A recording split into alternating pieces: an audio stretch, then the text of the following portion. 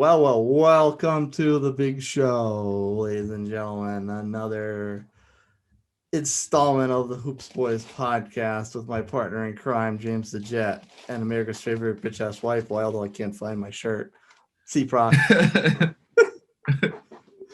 Jet, you got a little bit of a burning question. No pun intended for what the actual question is. Yeah, I want to talk about hot seats and the Boston Celtics. They have a pretty roller coaster of a season, a lot of ups and downs. Although they had like good play from their two best players in Jason Tatum and Jaylen Brown, they're still not where we think they should be. They're seventh. They're seventh, yeah. They were in third earlier in the season. Right. And I guess my question is, do you think Brad Stevens is on the hot seat because the team is not performing as well as they should be performing? If they don't make, I might be a little bit of bias because I have a personal connection here. But I think if they don't make a significant playoff push, now correct me if I'm wrong. Were they not? They were in the Eastern Conference Final last year, right, in the bubble. Yes. If they don't have that kind of significant playoff push again, challenge for the NBA Finals, if not get there, I don't think he'll be fired. But next year could be next year could be the real hot seat season, because at this point it's been 7-8 years now, and they've got all this talent. They've grown it all. They've grown it all from the ground up. They've paid them all, or they've paid them all. I think maybe Jaylen Brown did get his big money, yeah, but Jason Tatum certainly did. But so they've got this homegrown team that really knows each other, really has gelled over the last several years, and eventually you do start to wonder, like, okay, where's the payoff? You got to get it. And the season they've had, they started out, they won 7 of their first 10. Now they had a 3-game postponement scanned, likely virus. And then they went 8-14, which was obviously that's not very good. And that really started. I think that's where we get in our mind. They're like, oh wow, the Celtics are not very good this year. But then, like you're saying, they have this roller coaster where they go 5-1 over the next 6, but then they drop back down. They go 6-9 over the next 15, and now they're on a current 3-game winning streak. And they got 18 games left in the season, and are they gonna keep this streak going a few more games and then go on another one of those 8-14, 6-9 runs to close the season and wind up playing the worst they could possibly play going into the playoffs, which at this point is probably not going to hurt them too much in the first round. They're slated to play the Bulls right now. Although the Bulls are probably in that play-in bubble thing, whatever the hell we're doing. This year, the Bulls are the team that kind of scares me because that can get hot, and they got Vucevic in there. I can never say his name right. I apologize. They get him in there now, and there's all these stuff going on in Chicago. I really think they're a scary opponent, especially for a team that's kind of may lose their way down the stretch. I'm taking up a little too much of the oxygen jet, so please take it back from me. But do you what do these numbers mean to you as far as this up and down thing going into the playoffs? Are they going to be hot enough? Yeah, I think that the big proponent to the up and down season is health wise. Like, Kemba's been banged up since the beginning of the season. He's not really looking as explosive as as we know him to be. And that was I mean, they gave up Gordon Hayward for that. Granted, Gordon Hayward wasn't getting the minutes he thought he was, but yeah, that's still a loss of points that Kemba was supposed to fill. And I think that's why they went out and got Evan Fournier, because to fill that role of Gordon Hayward, he was 18 to 20 points a game coming off their bench. You know what I'm saying? And they got Evan Fournier to kind of like, oh, this is what we're missing. They traded their longtime center, Daniel Tice. Very head-scratching move. Yeah. But I think they really believe in Robert Williams. I like Robert Williams, actually. I do like him a lot, too. I think eventually they'll be fine. I just don't know about this season because of all the ups and downs. But like you said, if they their streaks of like, oh, we'll win 5 games and then we'll lose 7. You know what I'm saying? If they catch the right mode at the right time, that 7 seed could be a little scary for some teams if they can really put it together. Yeah, I mean, we're worried about them being on the downside when the playoffs start. If they're on the plus side, that's scary. Yeah. No, it is. That's scary for Brooklyn or Philly or Milwaukee or whoever winds up playing them. Yeah. But if you bring up injuries, also your boy and mine, Marcus Smart, missed a significant chunk of time this season. Yes, he did. That's a big energy boost for them, a big defensive presence, gritty toughness. So like that's like just throw that on the pile with the injuries. Yeah, and that's he's their part of their identity.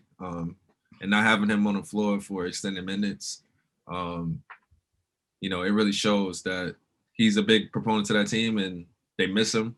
They miss Gordon Hayward. But like we say, the season's not over yet. They have 18 games to kind of right the ship, and you kind of want to start getting hot around now anyway, because you want to start playing your best basketball once playoffs comes around. That's when you make your money. Right. and they, like I said, they do need to pay off soon because Brad's seat's going to be getting hot a lot faster than it should be if there's no what are they at? Looking for 18 still? Yeah. If there's no banner number 18 soon to hang up, that's the whoo. Yeah. It may not be hot right now, but it's gonna get hot. I believe that. All right, listeners, give us a break. I know we beat the Brooklyn Nets into the ground on every show in some form or fashion or another. And the media doesn't let us forget them because they got this microwave championship. I'm going to give you credit to that term because I never heard anyone else use it, and I kind of like that. I kind of do like that term. Yeah. So I'm gonna give my boy props for making that term. Thank you. They put this together. They put all their chips on the table. They sold out all their draft picks. They gotta win a championship. And but we've been teased a little bit. Like Durant and Kyrie are on the floor early on. They bring in Harden. Kyrie goes off on his little sabbatical or whatever. So it's just Katie and Harden playing. Then Katie's got to go through some virus protocol. Kyrie finally comes back. It's Harden and Kyrie for a little. KD comes back. It messes up his hamstring. He's out again. Now Durant's finally back. Right. Kyrie's still there. Well, at the time. And then Harden's out. Then Harden's out for some reason. Right. And then if it wasn't even more so, then Harden's taking personal time off from the team again. So it's like, and on top of that, you've brought in all these veterans. Blake Griffin, LaMarcus Aldridge. You bring in all these guys that want to come play for this team now because they sense this LeBron Miami Heat or Durant to the Golden State Warriors. They sense this like, oh, we can get an easy championship if we just load up all the talent here, and we haven't still. Again, we're under 20 games left in the season. We still haven't seen this team play together. Right. And there's so much pressure on them. There's so much expectation on them. It's like, are they really going to be able to pay off and make a run at the chip? Because you can't gel in the playoffs. You have to gel now. Right. We really had to gel 3 months ago. That's absolutely. That ship's long since sailed. But so are they cursed? Are the powers that be in the basketball universe just telling us like, nope, you're not going to get this. You're not going to get this. Right. I mean, like history shows like this type of thing doesn't work. Like it's not a sure thing. You know what I'm saying? Like you look at Golden State Warriors, a team that KD was a part of. They were locked to win the chip again. You know what I mean? That was going to be like an easy three-peat. The basketball gods came in and was like, no, this is not happening. We're tired of this. Not only are we going to take KD from you, we're going to take Clay too. Right. Oh, and Steph, you think you're safe? No, we're going to break your hand the following season. Yeah. So it's like, I don't know if this is karma, like, but I think they do have enough talent on that team and enough like basketball minds, like high enough IQs that they could just get on the court with limited amount of time and just gel. Like, you know what I mean? It might take 2 quarters and then like, okay, we got it figured out. You know what I mean? But that's a risk that they don't have a choice but to take because they haven't been on the floor together for any time for that matter. We haven't seen them all on the floor at the same time yet. Yeah, they just like I believe me, we're Knicks fans, nothing one I would love more to see them just crash and burn. But yeah, we're still expecting them to see something out of them, even if it's eventual failure. right. We still want to see something happen because it's like, all right, this is a lot of attention you guys have gotten. Right. We want to see some payoff, even if we're rewarded with a nice little flaming bag of poo that will wind up being the Brooklyn Nets, or hopefully. Fingers crossed. Even if it's that, like, we still want to see them in a position to crash and burn. You don't crash and burn from a 6 seed. You crash and burn from the top. Right. I feel like the way James Harden has been playing without, the superstars that are supposed to be there. He's just playing like with the reserve players and whoever wants to suit up at that moment, or whoever can suit up at that moment. I think we're really going to see their true power once everybody's on the floor. James Harden gets to play the role that he was brought there to play, which is, lead guard, facilitator. KD is going to be there, offensive juggernaut. Kyrie as well, offensive juggernaut, can score whenever. And then you have the likes of Blake Griffin and LaMarcus Aldridge to round out your starting 5 if you want, or you got one of them come off the bench and start DeAndre. They have a lot, you know what I'm saying? And their reserves are like former superstars or people that like just got out of the graces of superstardom, like Blake Griffin. It's just that's actually an interesting point. Like, because their bench is so depleted right now, they've given up so much to bring all this talent. Wouldn't it be better to keep starting Claxton and bring LaMarcus off the bench? I agree. I agree. I think that's you gotta save punch. Yeah.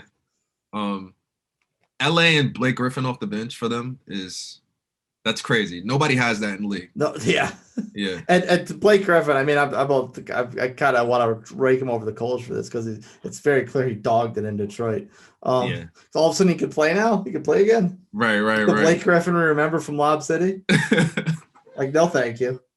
I'm not down with that. I mean, I guess he's still fun to watch. I'm glad he can still play, but at the same time, like, I don't want to see guys dog it.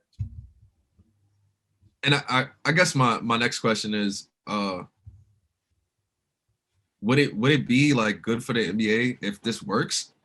Like, because now they're gonna set a new precedent, right? Like, oh, this is all we got to do to win a chip. So everybody's gonna be trying to force their way out of their team to get to a. Yeah. It's a perverted version of what the Heat and the Warriors did. Yeah, for sure. The Heat was just 3. It was just the 3, and they all took significant less money to come. I mean, credit these guys are too. Well, at least the add-ons at the end are. But the Heat just filled scrub. They backfilled that roster with scrubs and young players. They didn't get aging veterans. Like, when they said when aging veterans came to the Heat, that was like Juwan Howard. Like, literally an aging veteran, not Blake Griffin, who's just on the wrong side of his prime. Right.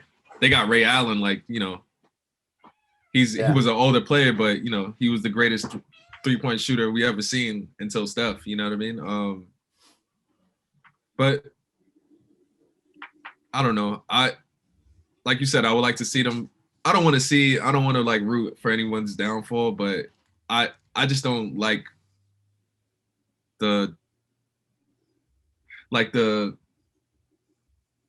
what they're setting for the NBA. Like, I just don't like that. Like I like parity. I like Oh, competition. Yeah. this is a horrible bubble, and it's got to burst, and it's long overdue to burst, and I really hope it does soon. And if it gets to the point where they got to make do, getting revenue back to and really make the hard cap permanent, and so they don't, so teams don't have kind of a quote unquote endless supply of money to throw around to players. Yeah. I think that's going to be beneficial for the league to spread the talent around more. Yeah. You It'll know, be a better product for sure. it definitely will. I mean, we're tired of watching the same teams in the finals for 7 years in a row. It's a little much. Yeah, I'll say. Speaking about the future of the NBA, college hoops has crowned a new champion for the tourney. And next up, we're gonna have our guest expert, our boy Greg, help us talk about the big game. Chase, you want to talk a little bit about that? Thanks, partner. Now let's put a nice little bow on the junior circuit season. College hoops insider Greg joins us for the final time talking college basketball. And you did kind of set up in a past episode that if Baylor and Gonzaga were to meet each other, Baylor would really pose a serious threat to the Zags title chances. And boy, did they ever. They pretty much wire to wire blew the doors off of them. What happened? Why was this Baylor title run so impressive, and why was that championship game so impressive? Well, I think, and you just referenced, we talked earlier that Gonzaga had an easier road when the brackets came out, but it was clear as day that Baylor and Gonzaga were the two super heavyweights in the group. It's just Baylor had a tougher road, and once they got there, their style of play is going to cause problems for anybody. And you saw in the first, and it's rare. I think Raftery made a comment in the first few minutes like, "Oh, don't be misled by early leads." And I sat there to myself, and I love Rafter, and I said, "This is different. This is to use an analogy. Remember the Ravens defense with Ray Lewis? I thought of them in the sense that when that team, when they dictate the style of play, when you're now playing on their terms, you're in big trouble." And honestly, that game in the first 3-4 minutes, I said this might actually be over. They locked their claws in. And listen, I don't think the margin, Baylor wound up winning by 16. I don't think that would happen if they played this game 10 times over. But you add in their defensive intensity, which Gonzaga hadn't seen. They were erratic. Add that on top of Baylor going, they hit their first 5 threes. So Gonzaga literally got a standing 8 count before they even knew what hit them. And it seemed, I think it was right towards the end of the first half, they had a little bit of a run. But that run, when you put on a 16-2 run or whatever it was to get only, and you're only within 9 still, it's just too much. So in my opinion, Baylor was definitely the better team. I think the margin between them, if this was an NBA playoff series, it would probably go 7 games. But Baylor hit them quick, hit them hard. And by the time Gonzaga got their wherewithal together, it quite frankly was too much to overcome. And the best team that night definitely won. Baylor was awesome. It seems like the Zags had a sort of a Patriot moment with almost having a perfect season, but crumbling in the big game. How do you feel? Why do we think that happened? Greg, I'm gonna start with you. Yeah, so I've talked about this the last week or so. A lot of teams, I think the pressure of that undefeated season, it gets to them. They're not, some of these teams haven't played in close games. They're not used to it. I didn't see that in Gonzaga. I didn't. I really just think they had a team that was on par with them. And you take 2 great teams, and Baylor just they seem to hit their stride in the semifinal game when they beat Houston. Like Houston, they annihilated Houston. I mean, that game was over in minutes. And I really just think that. So I don't look at this one personally as Gonzaga failed. I just think they got beat by a great team. That Baylor team was senior laden. They have experience. So I don't want to discredit the Zags. They had a great year, and I don't view it any differently. They lost that night to a really, really good team. So I think I don't think they choked. I don't think they didn't get their best performance, obviously. But I think this is just a case you give credit to Baylor. They're experienced, they're tough, and their style of play overwhelmed Gonzaga early, and they never got back in it. So more credit to Baylor. And maybe a little bit of an extra reason why we might feel snake bitten by the butt whooping that Baylor laid on is the fact that we had just had this phenomenal instant classic between Gonzaga and UCLA in the national semifinal, and that game was so good that it kind of makes us think historically where does that stack up in the frame of great NCAA tournament games. Greg, where does that Gonzaga UCLA game fall into? Like, how good was it? And then where does it stack up against some of those great tournament games from yesteryear? So I tell you what, when I was thinking about this, the first game that comes to mind, because it's near impossible to top, was the Duke Kentucky game when Leitner hit the shot. That was just, it was such an amazing basketball game. The fact that I even consider that close to that is saying a lot. Because I think a lot of times, if you watch the Gonzaga UCLA game, a lot of times we define the game by just, oh, there was an awesome finish. Someone hit a buzzer beater. Wow, it was great. But it really wasn't a high level of basketball for the full 40 minutes. This actually was. Every time Gonzaga would make a little run, they'd go up 6-7. And even myself thought this is when they're going to create distance. And UCLA just kept making shots.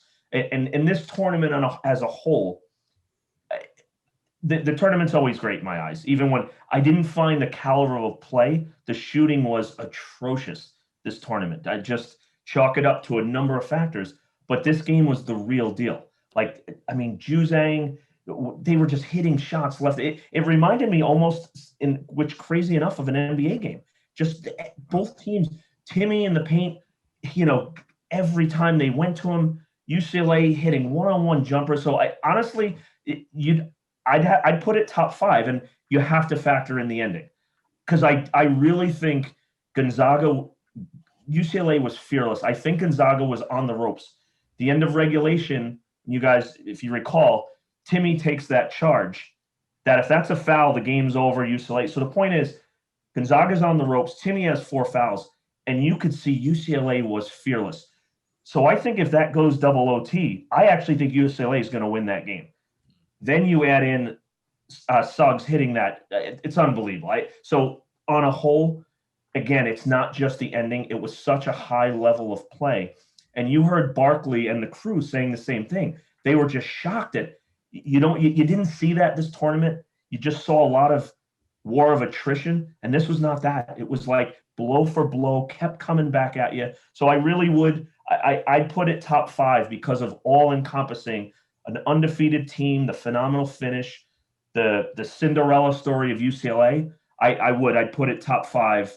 Again, I put Duke Kentucky. That's the gold standard for everything with Leitner. But that really was that good a basketball game. I thought it was absolutely phenomenal. I heard a couple people sorry.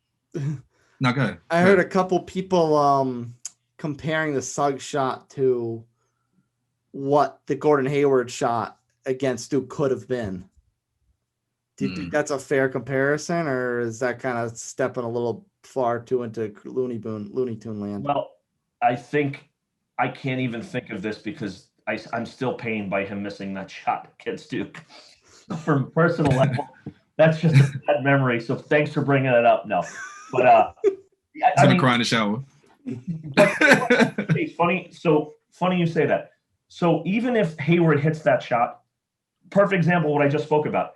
This UCLA Gonzaga game, forget the finish, was actually a lot better than that final. So you see what I'm saying? Even without that final shot or hitting it or not, it was that great a game. So I would have loved, and I'm sure a lot of the world other than Duke fans would have loved Hayward, but I put that game way higher as an event than actually that Duke Butler final was. So that's how highly I do think of that game. It was awesome because I was really disappointed. Again, I love the tournament. Doesn't matter if it's a bad game, but I was just disappointed level play, and that was the exact opposite. It was awesome. Great game. That's what's up. Well, speaking of a high level of play, do you think any players in the tournament either really helped their draft stock or hurt their draft stock? Is there anybody that stands out or any couple of people that stand out for you? Well, if we start right at the top off the Gonzaga Baylor, I mean, you have a number of pros in the game. I think most fared well, even in a losing effort. Jalen Suggs, the crew said it themselves, and Barkley makes me laugh, but he makes good points. And he said, if it were him, he goes, I'd draft Jalen Suggs #1. And I actually can make a full argument for that. I know the NBA scouts love Cunningham, and they're not wrong. I mean, he can play multiple positions, but I'm with Barkley in the sense that Suggs is really that good. I mean, he's a freshman, and even in the loss to Baylor in the championship game, more telling, he hits the big shot. He's on cloud 9. He had a terrible start, picks up 2 early fouls, and he got them back in that game. So, where he could have wilted mentally, the inexperienced of freshman, I was more impressed with his performance in the second half of the loss. You see what I'm saying? Like in the NBA, he's not going to walk into the NBA and have a triple-double every night. It doesn't work like that. I love that mental fortitude, and I think that was clear to everyone. And, of course, he hits the big shot, and that does leave an impression. Will he deliver in the big moments? So I think him right off the bat, there's no doubt about it. I think who was the X factor for Baylor all year, and his stock rose, Davion Mitchell. If you followed them throughout the tournament, even more so the Gonzaga game, the Arkansas game, he's a beast. He is a no doubt. I think he's an NBA star. He's just a monster. He same thing. He D's up everyone. We talked about the NBA Player of the Year. I don't even think it's a question. He was the College Defensive Player of the Year, and I don't think there's a debate. So he has to be rising in my mind. They're talking about him in the teens, late lottery. I could make an argument even higher because you even saw him off the dribble taking guys one-on-one. And I don't mean to use, I'm not going to use the LeBron comparison, but his size and strength reminds you of it because if you put a smaller guy on him, you just can't stop him getting in the lane. So I think Mitchell's stock went way up. Drew Timme to me for Gonzaga is an interesting one. He's not highly thought of as an NBA prospect, and I'm not great on the defensive end, but you can't tell me off of that performance that you're not going to draft Timme somewhere. He reminded me of Kevin McHale. And again, I know it's a lofty comparison, just his footwork in the paint. He is limited athletically, but he's so fundamentally sound. His hands are good. So, I mean, I think for him, again, I'm not saying he's a lottery pick, may not even be first rounder. If I'm an NBA GM right now and I have a second round pick somewhere when he leaves, I'm taking Drew Timme. You're waiting for that gift to fall right into your basket. There's something to be said for guys who are just really good basketball players. Forget the combine numbers and all that like they do in football. He's just a really good basketball player. So I think Timme, if there was a question, he played himself into the NBA. Jared Butler of Baylor, the guard, same thing. He totally elevated his stock. I think the consensus with him was that maybe late first, early second. Again, you have to. How did he perform in these big moments? He was awesome, on both ends of the ball. So I think Butler went up. The one guy that I feel bad because he had a great season was Corey Kispert of Gonzaga. I don't like dumping on guys, and it's not one game, but Kispert was borderline terrible in the tournament. Like even in their wins, he shot almost 50% from 3 on the year, didn't shoot the 3 well. And beyond that, like there was a play in the Baylor game that would worry me as a scout. So he went to the lane and got blocked by Vital, who's one of Baylor's bigs, but Vital's not taller than 6'6". I believe he's 6'5". Right. Not super athletic. He's this big, strong guy. So the point is, you have to look at that and say, well, how does that translate in the NBA? That would be a red flag to me. Now, on the same token, the modern day NBA, a guy that I was trying to think of somewhat a comparison, like Joe Harris of the Nets. Kispert shoots well enough that in his role in today's NBA, there's no doubt he's an NBA player. Because even if he's just pretty much a spot-up shooter, he's going to be able to do that. But where there was talk of him late lottery, for my money's worth, late first. I could not, in good faith, take him as a lottery pick if I'm in that position. Because I feel in the NBA he's going to kind of be one-dimensional, which the main point is to score the basketball. But you see what I mean? I think his role, he's going to be more of a role player going forward. So I think his stock went down. just thinking off the top of my head. So a story that interested everyone, and I think in our gambling little segment, I think we joked about Oral Roberts. Like that might not be the worst team to take. Yeah. The kids from Oral Roberts, A. Smith, the point guard, who was the leading scorer in the nation, who's diminutive, short kid. He probably played his way almost from off the radar into the first round because he was doing this against the big boys. You realize there's a little Trae Young and Curry in him. He can pull up from anywhere. So I think that kid on a whole, he had the biggest jump because I'm not even sure he gets drafted. He definitely would have played in the league, but probably as an undrafted free agent. Yeah.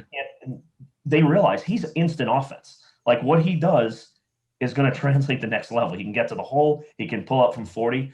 So I think the kid who gave us that great run and the most entertaining team in the tournament for that reason, I think that's the kid that boosted himself the most. He probably played himself not only into the draft, but into the first round. And that's a lot to be said for that. Right into the garden. Yeah. The other just one last thing in it, because we were talking Michigan earlier. I don't think his stock was hurt, but it's the Wagner of Michigan in the loss to UCLA. I still think he's the real deal. I still think he's a lottery pick. He probably had the worst game of his entire career in the loss to UCLA. I mean, he couldn't hit the backside of a barn, and he's a really good player. So I think the scouts will be smart enough with someone like him that just chalk that up as that he had a bad game, right? But he had a stinker of a lifetime for him. I wanted UCLA to win, but I felt bad because I'm like, wow, this kid is way too good, and just the ball didn't fall. It reminded me, and I hate to use this reference because it's painful. It reminded me a little of like Starks in that Game 7 against the Rockets back then. Just a really good player who just had a really bad night. Right. I don't think his stock is affected, but yeah, definitely a lot of movement in the tourney, though, no doubt. As far as Suggs going number one, if you look at the basement of the NBA, it's not exactly short. It's gonna sound stupid because who couldn't ever use a new point guard, new scoring guard? But as far as looking at the bottom of the team, there are some teams that need point guards. The Pistons. Oh, no doubt. The Timberwolves, the Rockets, pretty much need everything. And the Magic, who in theory already have their point guard, but he can't stay on the floor. Right. I love Suggs, so I'm in full agreement. I mean, I don't know who could. One last thing to touch on, James. Sorry, I forgot to, because the three guys who are considered, it's Cunningham, Suggs, and Mobley of USC. Who Mobley? I forgot to touch on him. Mobley was awesome, and Mobley, as the season went on, and even in the tournament, take the Gonzaga loss away, that a lot of people got blasted by Gonzaga. But he had an awesome tournament. And if there was any question with Mobley has played himself into that possible one pick. So I think it's a matter of fit as far as I'm concerned. I think those three players, I don't think there's a clear distinction of one is head and shoulders above. Do you need a big like Mobley who is extremely athletic? Do you want more of the – I would take Suggs. I'm a point guard guy, and I think you guys would agree. It's the most important part of the team. Or you take, Cunningham, who he's probably I don't want to use. He's a much better shooter than Ben Simmons, but that as we talked about in the NBA, that lockdown defender, he can do a lot of things. He probably has the highest ceiling of the bunch, but a lower floor. But yeah, I agree. I'm all in on Suggs. He was awesome, and there's no way a team who needs a guard could not use him. Right.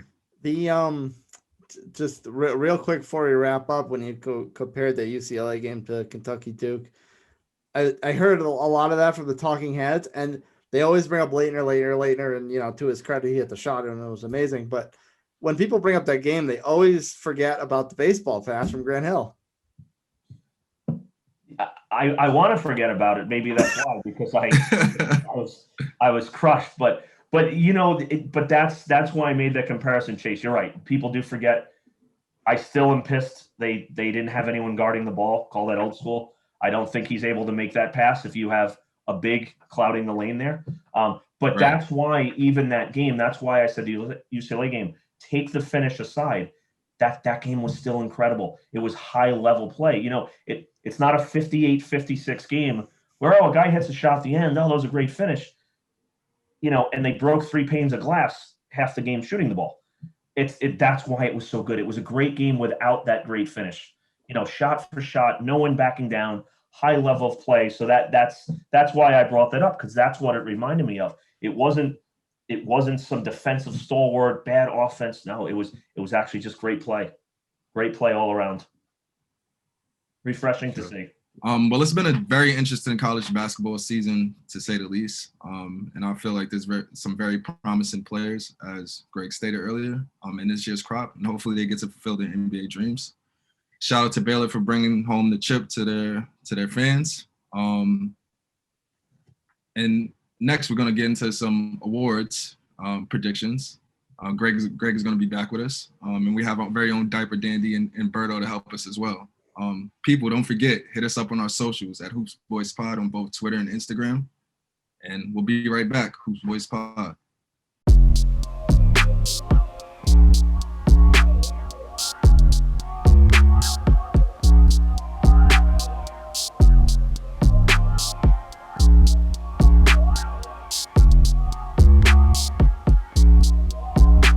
Welcome back, ladies and gents.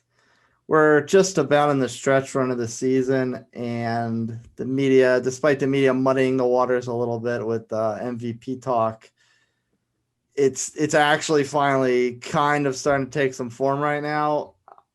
I think everything's kind of falling apart a little bit in the East, and I'll be the first one to say that everyone I've sung praises for this year on the show has just completely either gotten hurt, fallen apart. Team goes off the rails. I'm just like a complete curse of the Chase Dino, if you will. But the one that's held strong that I was on, or I like to think I was on, maybe not on at the beginning of the year, but not too long into the season when I was really on, was the Jazz and Donovan Mitchell, and they've made, other than a little bit falling off, Phoenix getting on their tails, the Lakers giving them a run early on, that the Jazz have held true the whole thing, and I'm not wavering from Donovan Mitchell as the MVP. So I'm not super worried about that. James, why don't you what's your pick before we bring in Greg and Berto? I feel like although what he did left a bad taste in a lot of people's mouths, I think James Harden has been this year's most valuable player. I feel like he's been the most dominant. He had a seamless integration with the Nets, and he's never played with the full cast yet. And since he's been with the Nets, he's averaged 25, 9, and 11.5 assists, which is the league leading in assists. The Nets have gone 24-7 with James Harden in the lineup, and he's racked up 10 triple doubles since joining the Nets, and that's number 2 in the league, trailing only Joker, who has 13 to his 12. I think James Harden is this year's MVP so far to me. Tear us apart, boys. What do you like and what do you dislike about our picks? See, I agree with the James Harden, but not Donovan Mitchell. He's an outstanding player, but the fans are just not hooked onto him. If I have to go with anyone with MVP, gotta go Dame time. Dang, wow, that's out of the box. I was thinking about Dame. Him and Luka are putting up great numbers and carrying the team on their back. James Harden might come up top because he's a phenomenal player in a big environment, and he's putting the team on his back. Without KD in the lineup, when he's on the court, it's all him. Yeah. Greg, which one of us do you want to push? Greg, how you feel? I can't refute either of those choices. I don't think any of them are wrong. I'm kind of there's still a decent amount of the season to be played, and I think it really is a close race. I think it's wide open. So depending on how these teams fare in the standings and overall, so I can't disagree. I'm gonna go a little outside the box. For me personally, I'm gonna go with Chris Paul. And the reason I take Chris Paul is just the pure fact that this is a team who was obviously out of the playoffs. They've been irrelevant the last few years, and he's come over and completely transformed that team to now they're the second best record in the whole league. And I He's helped the development of Booker. They're just a completely better team. So I don't deny either of your guys' choices. I'm just going to throw Chris Paul in there as my choice, and let's see how the next, 20 plus games play out. I'm gonna push. This is the second time he does this. Yeah, does it every year. This is the second time he did it. You're right. He did it with the Thunder last year. But sorry, Chess, go ahead. I'm gonna push Berto a little bit because I'm gonna say it's a good thing that the fans don't pick the MVP. I think you're sleeping a little on the West Coast there, my friend. I mean, I know you picked Dame, but I mean Donovan Mitchell. Why is he not the MVP? Just because he's more of a quiet type of player, not as flashy.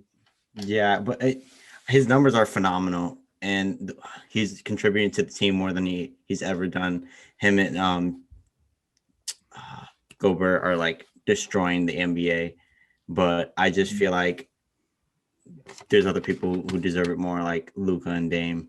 They're putting up phenomenal numbers, and they're being slept on just because their teams are not like highly talked about. You're of the Russell Westbrook a couple of years ago for MVP mindset, where it doesn't matter where your team necessarily is. Your impact's more important. Chase, I wonder that as well. Just something Berto brought up is I agree with Mitchell, but as far as the MVP voting, does Gobert somewhat take away from that voting for Mitchell? Because honestly, when you have the two superstars, that would just be a question I have. Obviously, Mitchell's the leader, but does that become problematic for his case? Yeah, and Gobert is certainly an anchor on the team. Yeah, for sure. What is your guys' two tapes? James took the beard, James Harden, as his MVP, and there is a lot of not so positive feelings about that because of the way he played his way out of Houston. What do you guys think of that?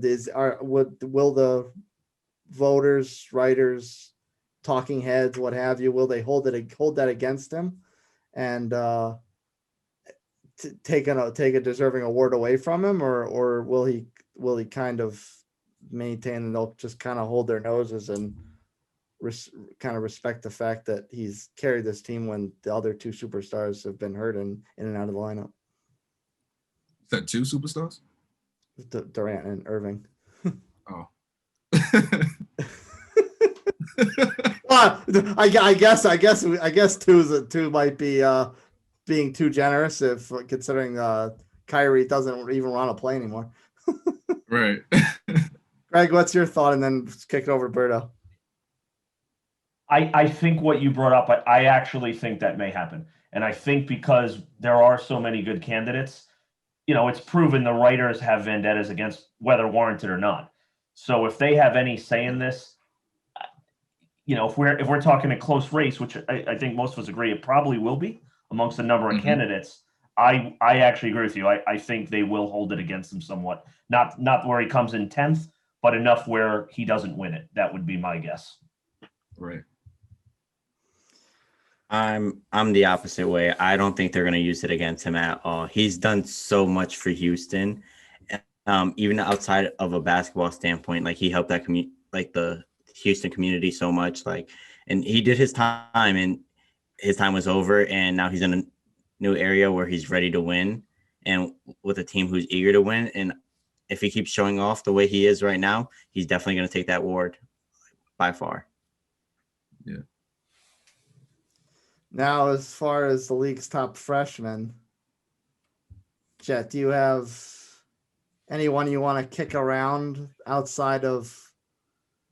Well, before we bring out extra candidates, let's throw let's have a consensus on Lamelo Ball's candidacy, being the fact that the impact he had on this team and the way he got hurt, and on top of that getting hurt, and they're somehow miraculously still in the top half of the East. Is Lamelo Ball's play early this year still good enough to maintain the award? Or is he kind of lost it now with being hurt when he did, plus the way the Hornets have played after? I think he could still be in consideration. It's not. I don't feel like there's a lot of amazing rookies in this class. Like, at least not right now. Like, they probably will turn out better later on down the line. So I think he could still be in contention for the award. I don't know how you guys, Berto and Greg, how you guys feel about him still being like a top candidate or even winning an award. Yeah, I feel like when he was playing, he had the award in the bag, but now that he's not playing, I think there's more room for like competition. Anthony Edwards definitely showed off after he Lamelo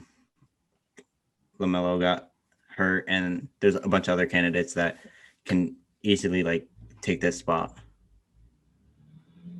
I think James, as you said, I think he's still in consideration. I just think as the more time goes on, it just the reality of him missing so much time is going to hurt him.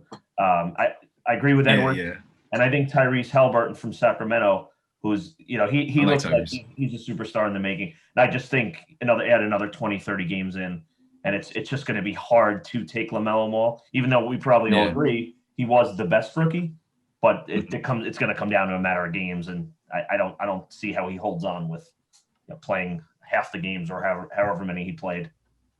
Yeah. Yeah, I vote Haliburton, but he's definitely still in the mix. Yeah. Partner, who you got? I got Emmanuel quickly. Let's go. I thought about doing that too. I picked Anthony Edwards. He started going crazy after the All-Star break. He was in the month of March. He was averaging like 30 points a game. He gave everybody work. Portland caught some of it. He had a 38-point game against them.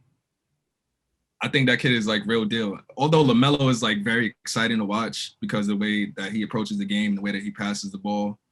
Anthony Edwards is also exciting. He has dynamite in his legs. I think he's going to be a very fun player to watch for the rest of his career. And I think he should win the award. Chase, who you got? I don't know. I feel guilty still filling in LaMelo, but he was just so outstanding early on, and I don't know. I know like in Edwards' case, you don't really necessarily factor in how good the team is with a rookie because how many times does a rookie have that big of an impact and elevate their team, but right. Minnesota's been really kind of a trash heap this year, and if it wasn't for Karl-Anthony Towns being in and out of the lineups as much as he was, would he be putting up those numbers? Now he did step up and do that, but I was just wondering the same thing. Just because, although he has been great lately, are some of these numbers going to be considered garbage numbers because they're in garbage time most of the time these days? Right. And he has been awesome, no doubt. But I question that as well. Like, are those going to be viewed as empty points? Where he's putting up numbers and blowouts. So, yeah, I question that too. Although he's been great. Yeah, he's been great. He has been. Yeah. Now, as far as the third most prestigious, if you will, individual award is concerned, gets handed out. There's not too much defense that goes around in today's NBA. Everyone's really giving up 112, 150 points a game. So is there anyone even worthy of giving this award? Do we just rename it the annual Rudy Gobert Award? What's going on here? Right. Berto, Greg, what are your picks? Berto, you go first. I mean, if I have to. Throw him in the fire. I guess I have to go Gobert. He's putting up better numbers than Simmons. So, and there's not really no defense anymore. So, I'd have to go him. Well, I got an interesting one here. Why don't we go with the New York Knicks team as a whole? Let's go. Hey, listen, would you ever have thought? I was just checking this. The New York Knicks have given up the least amount of points per game in the season. That's crazy. I didn't think I'd ever see that in our lifetime again. So, That's the Thibodeau effect, huh? Yeah, it's astonishing. So I'm going to go with the New York Knicks as a team, but if I can't, I'd have to go Gobert as well. You know, the best record in the league, and he really does. Like Berto said, you know, who really plays that much defense? They really do, and he does make that much of a difference. He changes the whole way teams go to the paint. So I think just based on their record and Gobert's usual contributions, I definitely would go Gobert, no doubt. Jay, you want to challenge him? Yeah, I think Gobert is definitely deserving of the award, but my pick would be Ben Simmons. Eye test alone, like I'm not going to sit here and say that I watched every Sixers game, but the games that I did watch, because you'd fall asleep if you did. Right. Ben Simmons has guarded every position from 1 through 5 effectively. He rebounds the ball well for his position. He's a disruptor. He mucks up passing lanes. He's a big body. I love Ben Simmons as a defensive player, and I feel like every year he's gotten better. And I think this year is the year he could finally grab the award. And the Sixers record is pretty good too. That makes me think of something actually, because you say he could guard all 5 positions on the floor. That whenever someone says that, it makes me think of someone near and dear to my heart. Is he a slightly smaller next coming of Kevin Garnett in that regard, defensively? Defensively, I mean,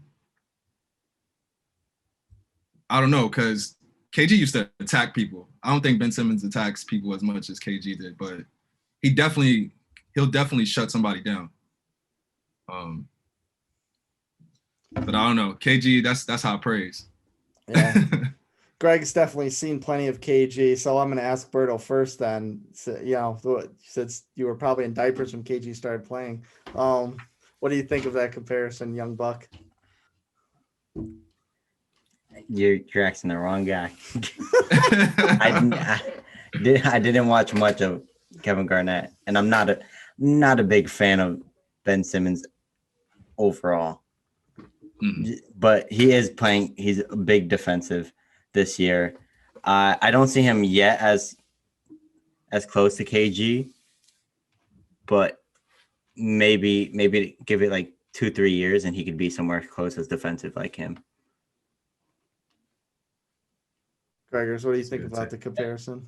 So I don't disagree with James. I would say this, although I wouldn't vote for Simmons myself, I totally get the point, and I think in today's NBA, it's a different league. You know, it's somewhat positionless, and to give credence to James's point, I do think there is definitely something to that. You know, in today's game, it's not your traditional bigs, so Simmons is going around the floor and disrupting another team's offense, and he can guard multiple positions. So although I still pick Gobert, I agree with James, especially today's game. I think that's a valid choice. Before we sign off, we talked about James Harden maybe having to fight a little bit of the writers to get his MVP love. I want to touch a little bit based on Giannis and Antetokounmpo is the fact that he's won the last 2 MVPs is and the sports talk radio is you know, if you even want to bother to respect them as human beings, that they seem to be a little touchy give and take on whether the voters want to vote for a guy for 3 straight years, because last time it happened was Larry Bird, but Larry Bird was winning titles. Giannis hadn't even got to the finals yet. Do you guys think that Giannis is, despite the Bucks being in striking distance of the top seed in the East, Giannis putting up incredible numbers, his usual incredible numbers, to the point where he's almost getting into like spoiled viewer LeBron mode, where we just expect greatness and we don't even bother watching him anymore? Do you think Giannis's season is going to get overshadowed a bit just because the voters are tired of giving him MVP? I'll answer first. I think, I believe there's such thing as voter fatigue. Like, people get tired of voting for certain people. Because I feel like if that was the case, LeBron would probably have way more MVP awards than he does have, right? But people want to see somebody different. Something like Steph happens to the league and everybody's just enamored by what he's doing. So, you know what I mean? And then the media, they're adding fuel to the fire. So yeah, I don't know if he'll win the award again, especially with so many big stories in the league. And I don't feel like the Bucks are one of them, and neither has Giannis. They haven't really been talking about him, but his play has still been phenomenal this season. Greg Berto, any thoughts on the Greek Freak? You can go first. I agree. I think there is Giannis fatigue, I'll call it. And it's a victim, I think, of his own success. He's been so incredible the last 2 years, and even him personally. Again, it's still a great year, but comparatively, he started slow, and they're a little underwhelming right now. I think. I mean, they're third in the East. They haven't gelled completely as many thought they would. And again, it's not taking away from him at all. But as far as from MVP voting, I do think that's a very relevant factor. And I don't see him winning this year because of that. Yeah, I agree with all you guys, but even though he just won the All-Stars MVP, I don't see him winning again. But he's just winning consistently the last 2 years. Now, the All-Stars MVP. So I just see them getting tired of him. They're not going to pick him for, I say, another couple years, just like they did with LeBron. Yeah, and just expanding on that too. I don't, as we said earlier, I don't think there's so many players having great seasons. He's not head and shoulders above the rest. Right. I don't think. If we're arguing amongst us, we all have different choices. I don't think Giannis is going to get the benefit of the doubt there, right? So, yeah. Right, yeah. Yeah, and forgot a quick point I wanted to bring up before we wrap up the segment. As far as going back to Defensive Player of the Year, someone that has always been an exceptional defender, never gotten love as far as the pinnacle award. He's certainly been on the more first teams than you can count. But someone who's never actually gotten that love as the award, and kind of falls into this category of like, is he ever gonna get that kind of respect to win the award? Is someone Greg brought up as his MVP favorite is Chris Paul. Mm-hmm. Always impacts the team defensively. New teams he's played with for years, doesn't matter. He always brings that certain kind of gritty, dig in type of attitude defensively, and the man's never won Defensive Player of the Year. So I mean, any shot? Greg is your boy for MVP. Take it first.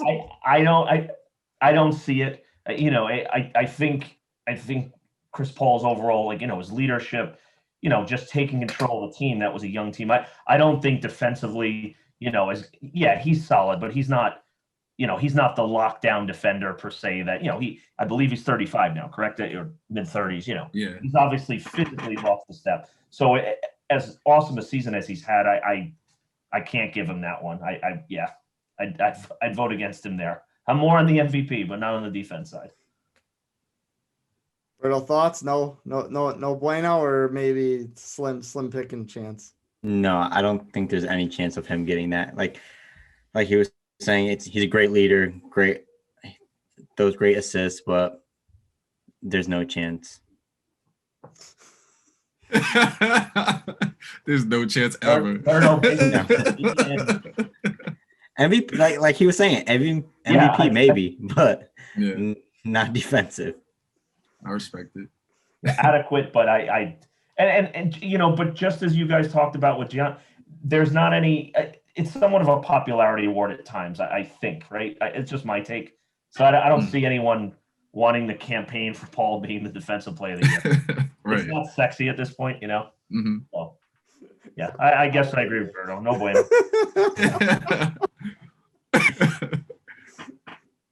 Partner, you want to have a quick thought on that before we toss the break?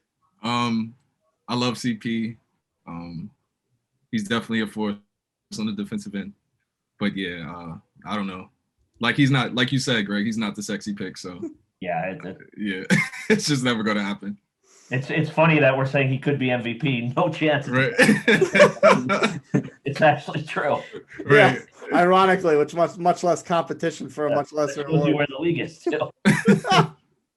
That's like, I think that's the same thing they were saying about Steve Nash when he won his MVPs, right? Yeah. Can never win a defensive player. You? No. Well, to be fair, Steve Nash was never deserving of winning a Defensive Player of the Year. I think I could cross that man up and I'd dribble a ball off my ankle.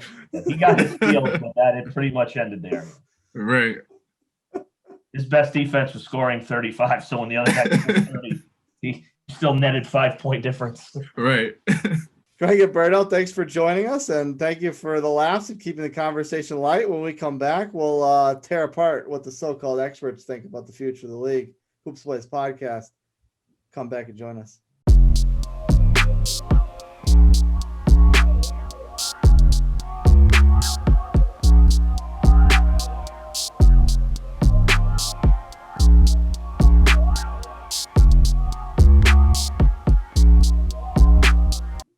Welcome back, ladies and gents, to the Hoops Boys pod. It's me, Greg's back. We can't get rid of him. He said he's not leaving. Digging my heels in. But right now we want to get into this ESPN top 25 under 25 list. I wonder, you guys had time to look at the list, and I don't know, the rankings, does anything surprise you, or do you feel like as if they're wrong? Someone's too high, someone's too low, someone's missing.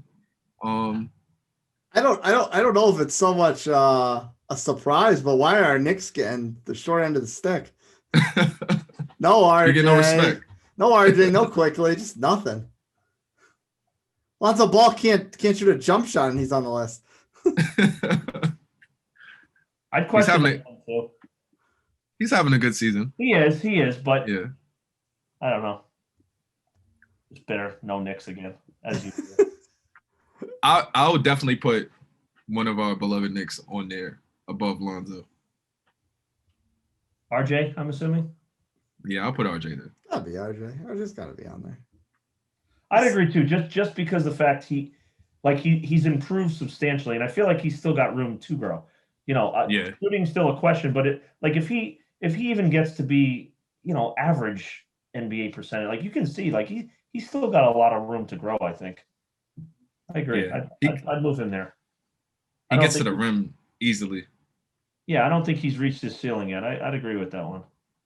Yeah. James, I know you love Shai Gilgeous-Alexander, and he's been putting up really good numbers in Oklahoma City, but yeah, Oklahoma City.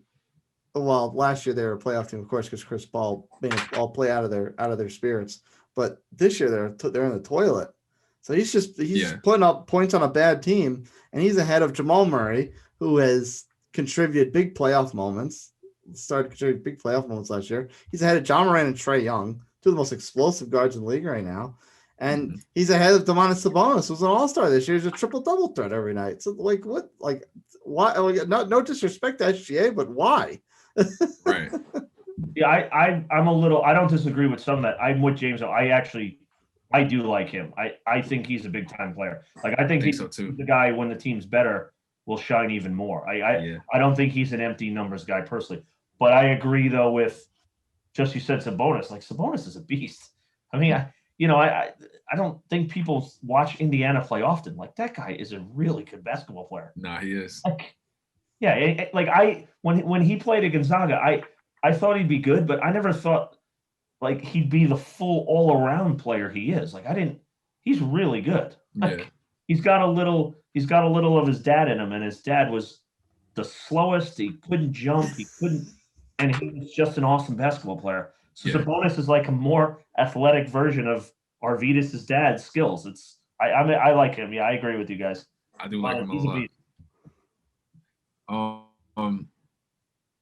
Bam at number 9.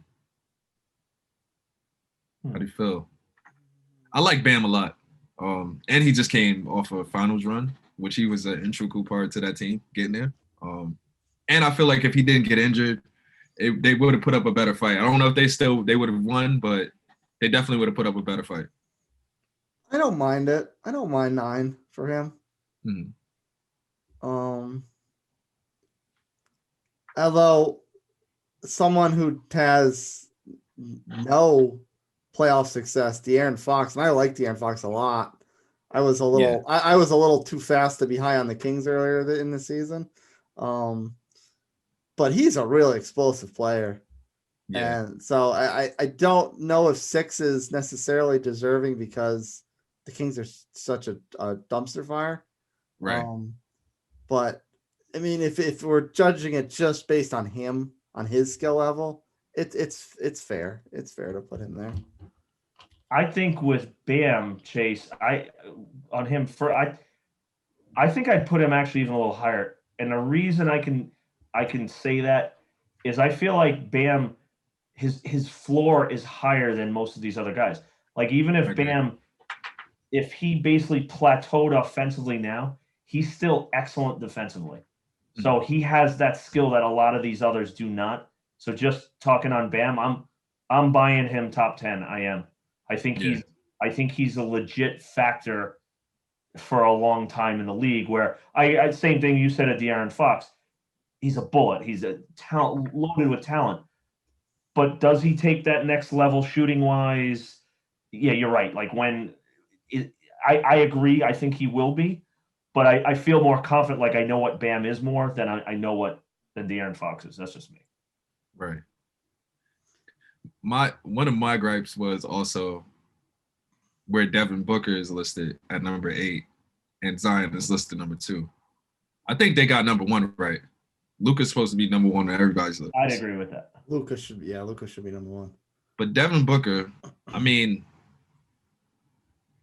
I think out of all these people on this list, he's probably like maybe the second most unstoppable. And he's under 25. I don't know why he's not top 5 on this list. I think 8 is a little too low for him.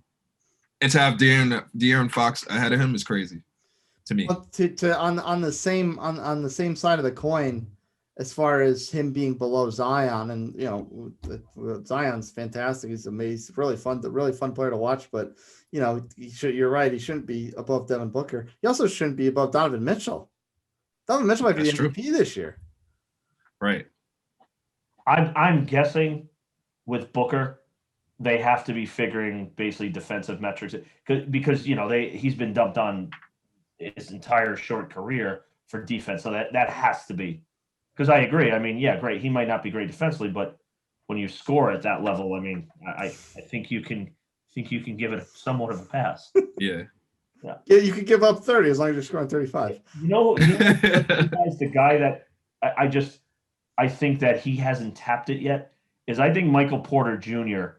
I think he could move in a year or two to that top 5. Like I agree. I think he's just scratching the surface right now. I'm a big Michael Porter Jr. fan. Yeah. He's like even like Jokic, who he's incredible. Like I think for them to get to that next level, it's him becoming a superstar. Like I just think he can. Like his game reeks of that to me. And physically, he's just a big wing guard. Yeah, and he's super athletic. I'm buying him. I'm putting him again. I don't know if they're talking right now or in the future, but I'm buying him. I'm buying stock in Porter. I like Michael Porter a lot. Let's see.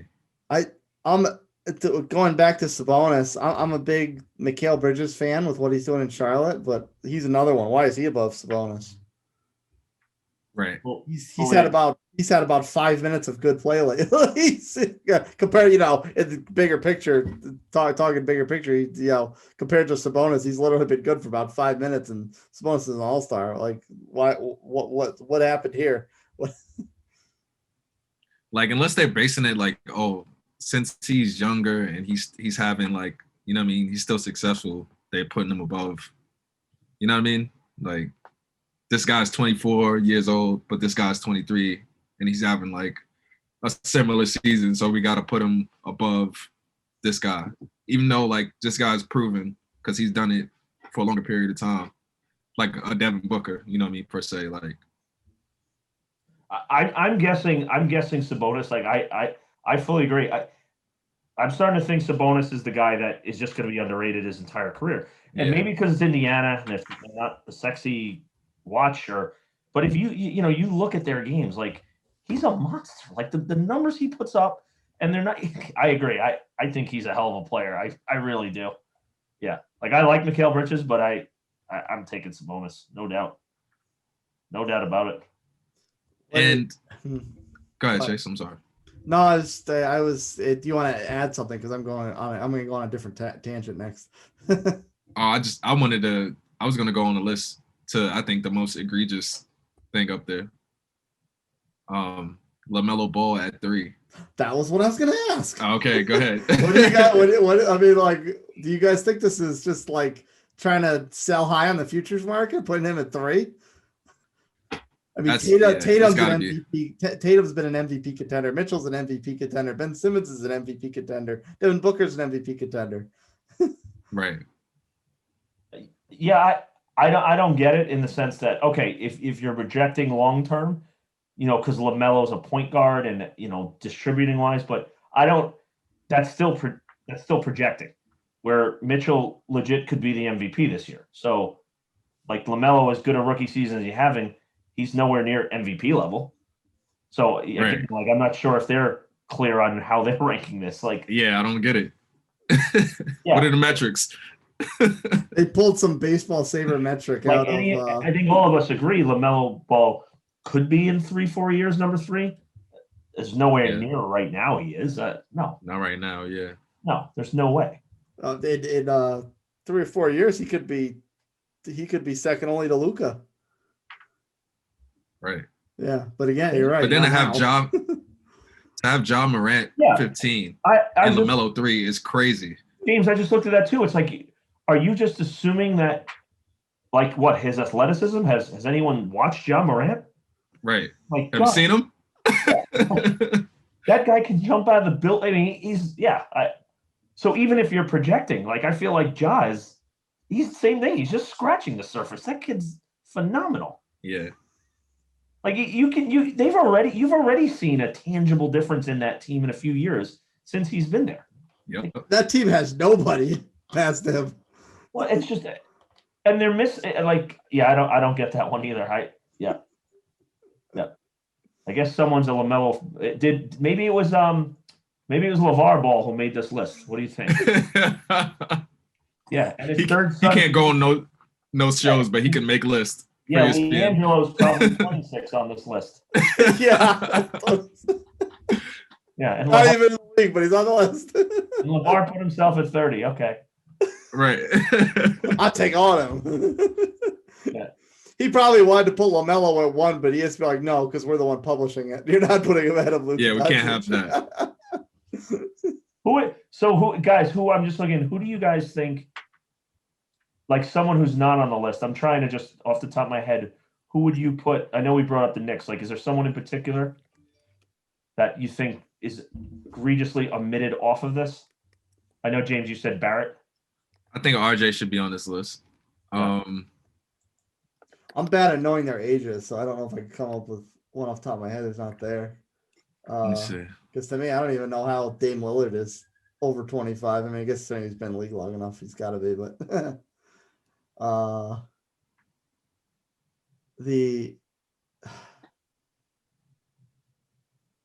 there's nobody young on the Raptors, right? How old is what's his face? Is he over 25? Sycam? Yeah, I think he just reached over 25. Okay. Zach LaVine over 25? I think Zach is over 25 as well. Why would you leave him off? Kristaps is Kristaps? Kristaps is under 25, right? Oh, he can burn. Or he might be 25. Kristaps for you. But how old is Cat? Oh, Cat got to be over 25. He has to be over 25. He has to be. There's no way. It's hard nowadays because, like, compared to years back, a lot of these guys leave so early. You think of them as old, and you realize, wait a minute, like they're not that old. 7 years, but they're only 25. Yeah, right. Cat's actually exactly 25. Okay, so somehow also is D'Angelo Russell exactly 25. Yeah. How does that make any sense? You know what? I'm not saying they're like it's an error they're not on there, but I would like to see. I think Dejounte Murray of the Spurs is kind of a sleeper for me. Yeah. Right? Like he's shown vast improvement lately, and I feel like he's getting better. I think he's going to get into this list. That's the guy for me that I'd be like, you know what? Oh, is Aaron Gordon? Is he 25? There's no way Aaron Gordon's still under 25. In the league a while. Yeah. Let me see. He's probably like, yeah, DeJounte Murray's only 24. Good call, Gregors. He's 25. He just turned 25 this year. Aaron Gordon just turned 25? Yeah. How is that possible? He's been in the league like 7 years. He was a diaper dandy. I just clicked on Orlando's roster like an idiot. Ha ha ha ha. It's definitely not Orlando anymore. He got sent to heaven. He did get sent to heaven. Literally and figuratively, because the altitude is high enough for him to be in heaven. Right. How old is Mitchell Robinson? Mitchell. He's got to be under 25. He has to be. I'm putting him up there. No doubt. More Knicks disrespect. More Knicks disrespect. Yeah, he's 23 years old. Why is he not on this list? He's a tough. You know what, James? Even a Knicks fan, for me, that's a tough one because he's definitely going to be a factor, no doubt about it. But I think, like, I'm still curious. Are we sure he's going to take a step forward offensively? And I want to say yes, but I don't know if it's all lobs and putbacks. I'm not like I don't feel like we've seen that yet. Yeah, like, you would think he's athletic enough. You would think it's going to happen, but I'm starting to. Yeah. Is he just Dennis Rodman with an offense with a moderately better offensive career? If that's all he does, and he's going to be just fine.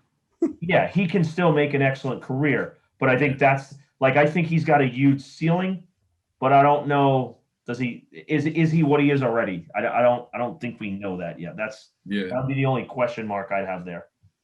It was kind of upsetting. Like he's been injured a lot this season, and then he hurt his foot. Yeah. But you know they've been saying like he's been training with ADs, Anthony Davis, like his trainers. So they're trying to groom him to be like that type of player, and he definitely has like all the capability to do it. But can he put it all together? Yeah. And the other factor, it seems like he's got to stay on the floor. He's the foul trouble. Foul trouble, yeah. You know, because no matter if he can only play 20 minutes a game, he's not going to have the time to. It seems like he's progressing in the right way. Yeah. Because a couple games last year, he literally fell out with 13 minutes played. Right. There's no time. I don't know about Mitch, man. I don't even think the Knicks were they were going to resign him. I don't think so. I mean, I just think on a whole, I don't think they've had a coherent plan for in a long time period. So I don't want to say it's just on the fly, but I kind of get that feeling. Yeah. At least the last number of years, it seems like there's more of a plan in place. They've resisted bad trades for aging veterans, trying to like even the Derrick Rose move was a good move, but it doesn't cost. Yeah, it wasn't. Yeah. They did right. Yeah. Finally. The last point I want to rip off the list and talk to you guys about is, are they disrespecting DeAndre Ayton a little bit? You know, now that we've seen what he can do a little bit more with playing with Chris Paul. He's way down under Anthony Edwards, who's a rookie. It's under Mikal Bridges. I feel like it's tough for big men in the NBA because they always say like you need to give a big man like 4 or 5 years for them to be like what they're going to be in the league. But he definitely has everything. He has all the tools to be a great player. If you need to give a number 1 overall pick 4 or 5 years, it might be time to consider giving up on him. You know what? I'm with James this too because think about it logically. How many times is he going to see the ball when you have Paul and Booker? Yeah. Right. So is it as much? And I don't, I watch them, but I don't see them every game. Is it as much? He doesn't see the ball. I have noticed when I've checked the box scores a number of times. Same thing. I've kind of been like looking for him to take that next step. But what has stood out to me is I look at the box scores. There's a lot of games he doesn't have a lot of shots taken. Right. Yeah. And they're playing so well, at least for right now. Let him be more of a rim protector, a defensive, it's working this year, right? But I do think that's for him. I do agree with James because of that reason. You have to give him a little more time because he's not a featured option right now. Yeah, he's not the focal point in that offense. No, it's going through DB and CP has the ball in his hands the majority of the time, so he's going to share the wealth. But DB is going to get a majority of the shots. And again, I mean, this year it would be different if they were horrible again. They're I mean, I guess you have to put them as a title contender. Yeah. So, you're not worried about it's not a true development scenario where the team stinks. Let's just play the young kid, give him the ball as much as possible. We're really good. We need to think about beating exactly the Lakers. Right. Yeah. And the Lakers definitely, went out and got some beef to deal with Joker. And a question I have, speaking of the Lakers, and I'm not saying I necessarily put him on the list, but Kyle Kuzma has to be somewhat in consideration. Yeah. How old is Kyle Kuzma? He's on especially when you got Jared Allen and Colin Sexton on here. Yeah, you're right. I don't know if Kuzma fits in the. He might have just turned 25. Yeah, he just turned 25. Okay. Yeah. So yeah, he definitely would have been on this list. Yeah. Oh, he'll be 26 this year, brother. The Lakers only have 2 players under 20. Well, no, actually 3. They have the Horton Tucker kid. They only got 3 players on their entire roster under 25, and the other 2 don't really play that much. Yeah, I don't get the feeling they're worried about that right now. No. No. They're in a little different stratosphere than yeah. Shout out to my guy Brandon Ingram, almost cracking the top 10. Probably should have been. Should have been. He's number 11. I like Ingram as well. I like BI, yeah. If we're talking about De'Aaron Fox getting a little too much love despite being on a garbage team, and Shai Gilgeous getting, well, I mean, I guess I'm in the minority on this one, but Brandon Ingram probably should have been in there. Well, you know what, Chase, it's not like some of these guys, they're scores. Like Shai, he shows you that like he's an all around, like that's why I would keep him there. Like I feel like he's very close. I mean, he is the featured guy now, but I actually think like he can be a legit option 1A on a good team. That's so. My opinion. Yeah. Well, he might have his chance soon, considering they're going to have every draft pick in the lottery for the next couple of years. And he plays defense. Yeah. And he plays defense. Doc Rivers was distraught when he had to trade him. Yeah. He did not want to trade Shai. If we looked at this list off the top and listed defensive talent, there's no doubt he's top 3 on this. So yeah, that's as much as anything. What? Yeah, okay. Well, that's an interesting question. Who are the other 2? Who are the other 2? Oh, definitely Bam. Ben Simmons. Oh yeah. There it is. We did that really quick. All right, fine. Give me 2 more. Make it 5. Oh, Jaylen Brown. Jaylen Brown. Yep. That's where I was going next. Yep. And Lonzo. I'd go Jared Allen, actually. Oh, yeah, Jared Allen, too, as well, yeah. Go Jared Allen. I'm still not convinced the Nets will not pay for letting him go. They definitely will. You don't like Claxton? Claxton does look good. Yeah, he looks good. I think that's really why they moved him, because it was like, oh, we got him on the bench? Yeah, I like Claxton at Georgia. Like, I actually, followed him a little college. I'm like, yeah. But I think the Allen moves, it was good for him to go somewhere else. Like he's now able to feature himself more. Yeah. How many touches was he going to see if Harden and Irving? And speaking of the regrets the Nets are going to have, I mean, they're probably whatever this medical thing is with his kidneys was, they're probably going to regret giving up LeVert too. Well, I guess it all comes down to they obviously don't have anyone on this under 25 list, but same as we just joked about the Lakers, that's they're in the 3 years, and I get it. If they get to 1 or 2, it was worth it. If not, they'll probably pay for it for a long time. But it's a risk reward. Yeah, the Nets are going to be in shambles because they're going to have to let Spencer Dinwiddie walk too, because they couldn't trade him because he was hurt. That's a good one. Dinwiddie's a good player. Yeah. So I without seeing in front of me, I mean they pretty much have to win one of these titles. I mean they traded. Yeah. They don't have any picks for a while now, my friend. Yeah. They really are in a they really are in a we need a title or everyone's gonna leave and we're not gonna sell any tickets ever. Yeah. They're in a Knicks mode. Because except the Knicks will never sniff the title. Right now, like they don't look what happened. They got Blake Griffin to want to go there, LaMarcus Aldridge. If they stink all of a sudden, that doesn't. I mean, we're talking the Knicks here. I don't blame anyone for not wanting the Knicks. They haven't been good. Like, why do you want to go there? Right. So if you then have that and no picks on top of it, that's there could And- be lean years ahead. And to tie it back to this young player under 25 thing, all these great players in the league now, they don't even remember when the Knicks were remotely relevant. So to your point, Right. why would they want to Well, I go? don't think my grandmother does either.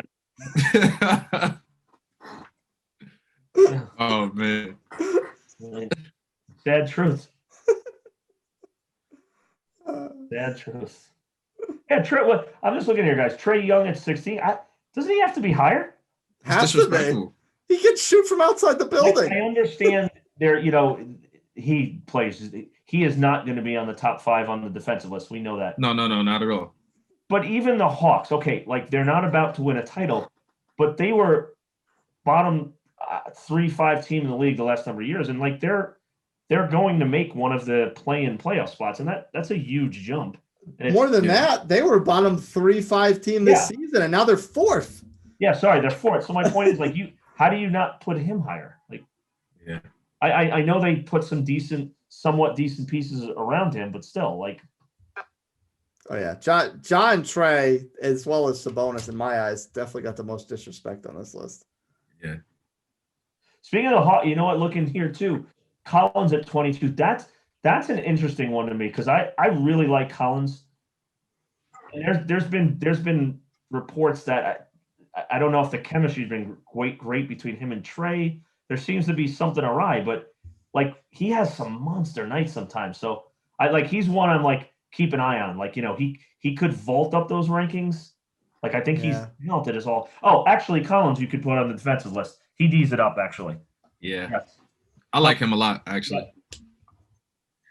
Yeah. He was a 20 and 10 guy for a couple of seasons. Absolutely. And he's being underneath the radar. It's been Trey, but he's been playing he's out of this world too. Yeah, I'm curious to see him. DeAndre Hunter too, I like a lot.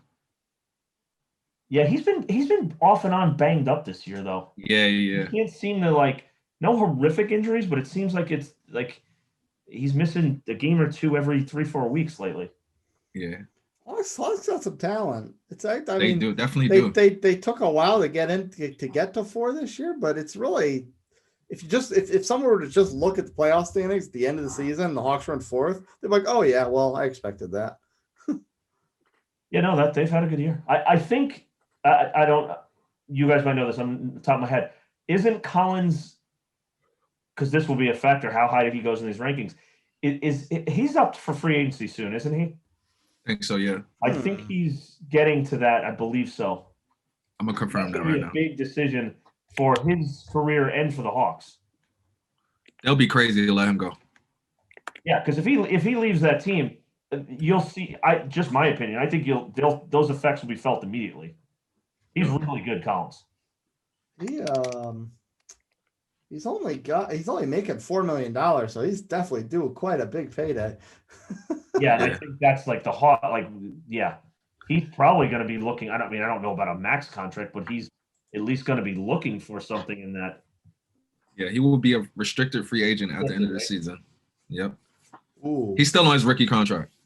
Yeah, that's what I thought. So that would bring up an interesting argument. If you're the Hawks and somebody, do you try to lock him up quick, or is he just got to not negotiate, go get some super big? Well, his name, I don't necessarily think they were looking to deal him per se, but his name came up during the trades because other teams know this, they have a huge decision on their hands, and the Hawks are not in a position where they can let him go for nothing. Absolutely not. No. Right. And they've got a lot of as we said, they've got a lot of young players that they're going to have to pay. They can't afford to kind of figuratively blow their load on John Collins and not have any money for Trey, for Cam Reddish, or all these other young guys they got. Yeah. They got a good problem though, because they got a lot of players over there. Yeah, it's a good problem to have, but it's same argument with the NFL. You get everybody on the rookie contract, you win a Super Bowl early, like the Seahawks, and look at the Seahawks now. Yeah. They flame out in one playoff game. It's tough. Yeah, that's a big decision. The guy, just because we're talking the Hawks, I'm looking at the list above Collins. I love Halliburton at 21. Yeah. Like I hope I'm wrong on this, and so one guy who's not on this list is Obi Toppin, who obviously the Knicks drafted ahead of him. I know it's the first year they didn't have a training camp, but I'm a little worried about that one. Like I thought at the time we've needed a point guard since 1862. Why we didn't get Tyrese, man. Yeah, like he kind of fell to us there, and I don't know the early returns on that one. He looks like the real deal, and I'm not saying Obi's going to be a terrible player, but I can't say I'd take him over Tyrese Halliburton right now. Not at all. No. The Knicks love power forwards. They love drafting power forwards. That's our MO. That's where the Celtics like drafting wing slasher players. We like drafting bigs with no jump shot. Right. But Halliburton to me, I think that's just my own opinion. He can easily be in that top 10 in a year or two. I think that. I think we're going to see that soon because I think they're going to move on from Buddy. Yeah, they're going to move on from Buddy, and they're going to put Tyrese is going to step right into that secondary guard role. And they're going to have two lead guards on the floor that can make plays, and I think it's going to look better for them. Let De'Aaron play off the ball and not worry about setting people up. Yeah, and I think I think that would be great for them and for De'Aaron Fox. Yeah. Because that two-headed monster with that configuration, that's got some serious potential. I think so. Yeah. And Tyrese is a big guard, isn't he? So that he's like 6'5". That doesn't even put them at a disadvantage defensively. You know what, Tyrese? I'm not saying like this skill-wise the same player, but you know he way back like Mark Jackson, he outplays his athleticism. He just has a feel for the game. Like you can see it even in brief stretches, like when they're struggling or he just seems to make the right play, know where the team flows so much better with him on the court. It's a tangible difference. So that's why, like, one of those guys, like, I get that feeling, throw the measurables out the window. Like, he's a really good basketball player. You know? Like Mike Conley. Like, I feel the same way.